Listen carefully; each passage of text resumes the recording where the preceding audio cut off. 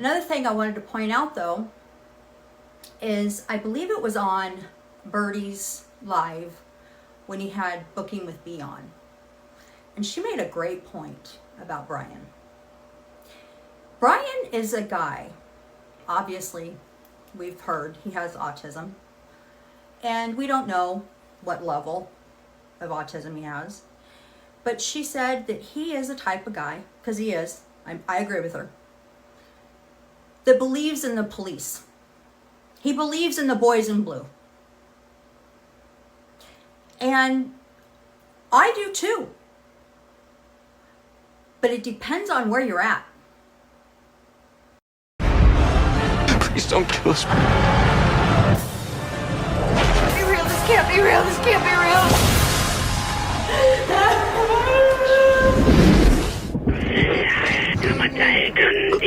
You like what you see!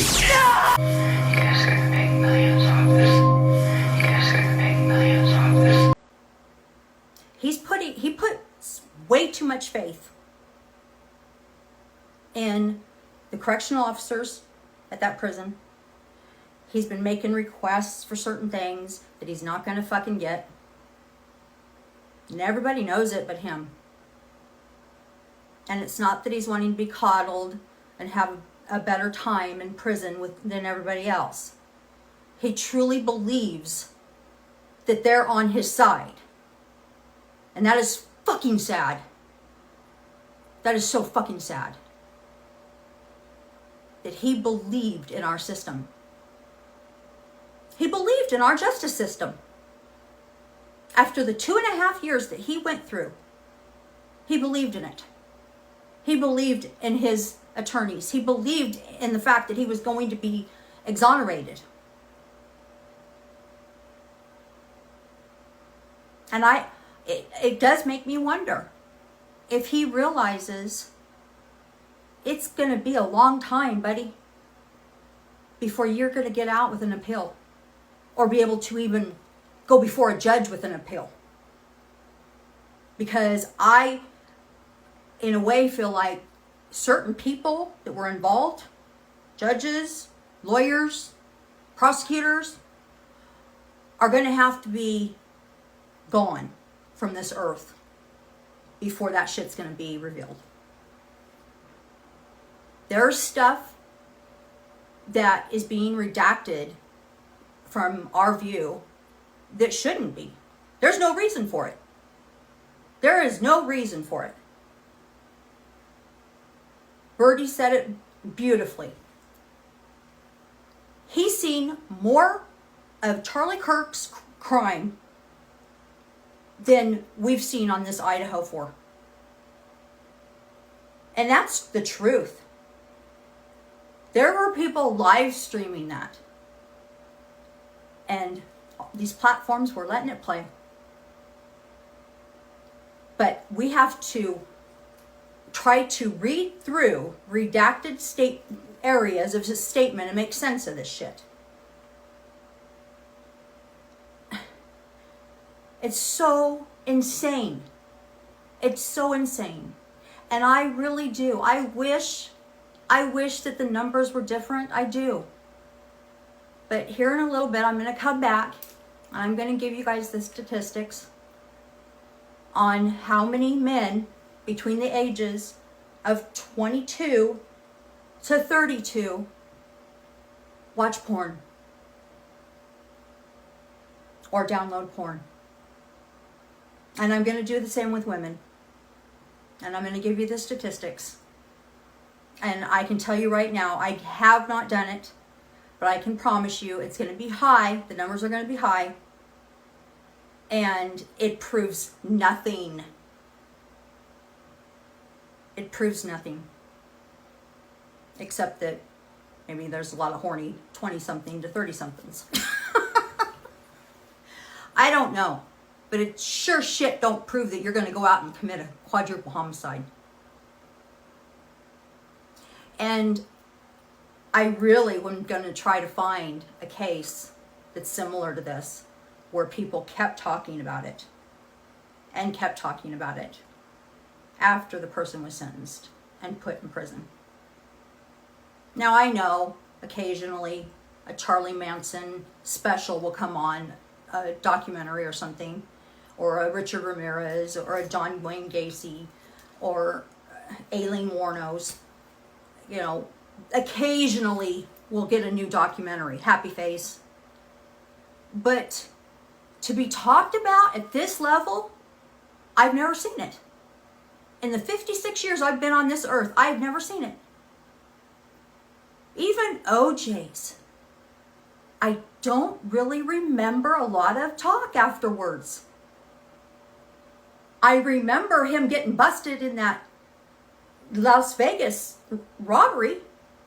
And I believe that was the first time he'd been brought up in the news. And I don't know how long it was after he'd been acquitted to when he did that. But even O.J. Simpson's trial was not talked about like this. He was not talked about like this as a person. The Menendez brothers. Look at how many years they've been sitting.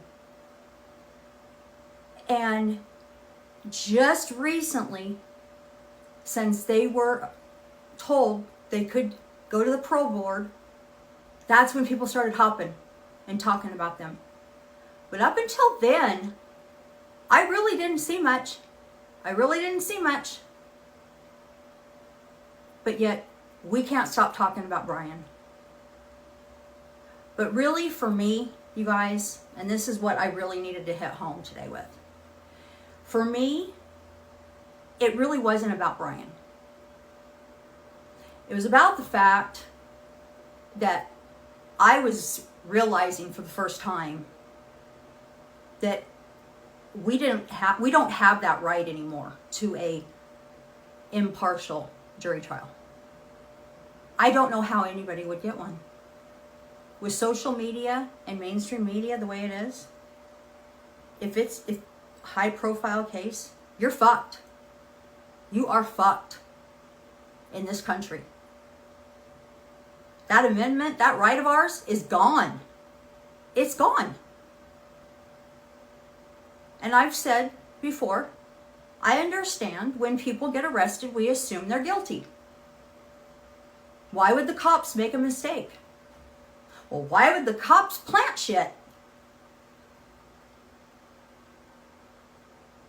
Because every cop is a criminal.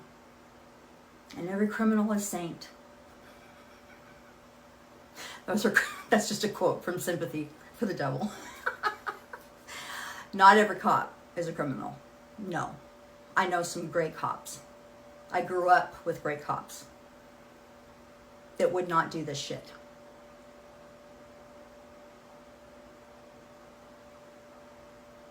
But yesterday, I realized this is pointless. It's pointless. It's sad. And for me, it was about finding the right perpetrators. And finding out why in the fuck Bethany and Dylan did what they did. I have never understood that. Never. And I've always said I felt like the frat brothers were involved. And like I mentioned the other night in my video, even if the frat brothers are not involved in the Idaho 4, we have a problem, America. We have a problem in our colleges and our universities. You parents with college kids, you need to do something. I don't have any, so thank God. All my kids are adults. So you guys have got to step up and do something, because kids are being unalived during these hazing rituals and these parties, and nobody's doing a damn thing about it. Nothing. Thanks, guys.